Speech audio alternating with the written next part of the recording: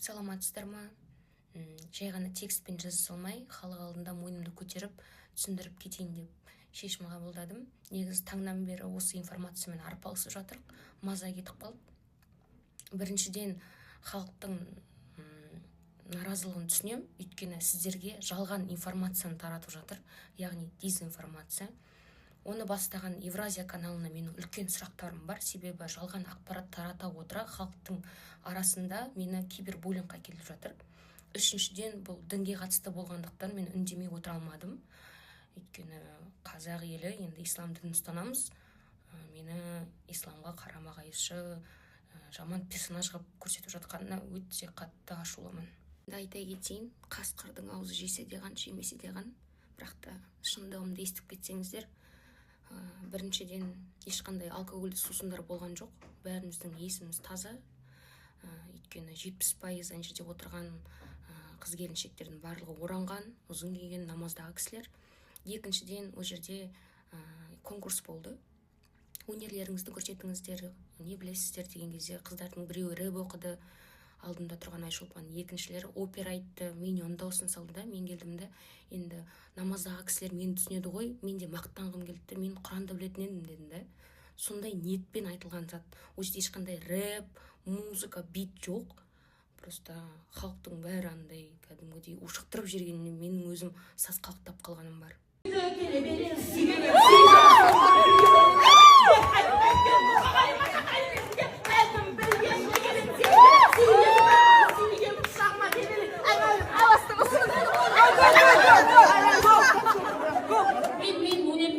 Давай. أرأيت الذي يكذب بالدين فذلك الذي يدعو اليتيم وما يحض ولا يطعم المسكين Қасиетті Құранымызды күлкіге айналдырып, қазақтың қыздарын арсыздыққа қызықтырып, қазақтың намысын таптатып жатқандар ешқашан бұл дүниеде, келесі дүниеде де бақытта қуаныш көрмейді. Соны естеріңе сақтап алыңдар. Осы қазақтың қыздарын айтарым, болды ғой, қойсандаршы. Сендер де қазақтың ұрпағысыңдар ғой, әке-шешелерің қазақ қой. Сендер осы хайп жинайым, атақ жинайым деп, өздерің ар намыстарың сатсаңдар, ешқашанда бақытты болмайсыңдар. Ана көріңдер жемқор ұрыларды, олардың барлығы бақытсыз адамдар, отбасыларының барлығы бақытсыз. Барлығы осы жезекшелерге барып, отбасыларын ойраны кеткен адамдар. Соны естеріңе сақтап алыңдар. Арсыздықпен тапқан әрбір теңгелерің сендердің өмір болашақтарыңда қайғы болып келеді. Қазақтың қыздарысыңдар ғой, оянсаңдаршы. Кешірім сұраңдар қазақ халқынан. Осындай арсыздықты доғарыңдар, ойланыңдар, ояныңдар. Сендер үшін Міржақып, Ахмет, Алихан аталарымыз қан төгіп жан берді ғой, соны неге ойламайсыңдар? Қазақ халқына айтарым, осындай арсыздықтарды, намыссыздықтарды өздеріміз атақты қылып алған. Егер олардың істеп атқан істеріне ешбіреуіміз қызықпай, тыңдамай, осы өтірік курс сататын блогерларға, осы өтірік шалқып жүрген өмірді көрсететін осы эскортницаларға, жезекшелерге, жемқорлардың астында жатқан, біз көңіл аудармай, олардың аккаунттарына подписка жасамай, қолдамасақ, онда олар бәлкім өзгерер, бәлкім ойланар. Қазақ халқын біз текті халықпыз, намысты халықпыз. Соны ұмытпайықшы. Осы қазақты арбап, алдап жүргендерге, қыздарымыз тексіздікке қызықтырып итермелеп жүргендерді, біз өзгертуіміз тиіс. Олар да енді қазақтың қыздары ғой, айтуымыз тиіс, қойындар болды. Біз намысымызды қазақ халқы ешқашанда нанға түгіл, жанға сатпағанбыз. Ұлдарымыз жүр, актеріміз деп көйлек киіп, юбка киіп, құлақтарын тесіп, қыздарымыз жүр, арсыз болып, жезекше болып, жемқорлардың астында жатып. Қалай біз ұлт боламыз, қазақ халқым? Ойланайықшы.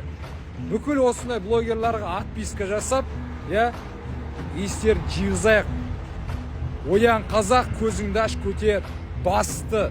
Тойда шайтанның ашты суына тойып алып, Құрандағы қасиетті сүрені күлкі қылып, рэп ретінде оқып, аяқ жағында әумин деп күлкі қылған мына қазақтың арасында жиіркенішті болып жүрген Жузафина атты блогерге сонда заң жоқ па?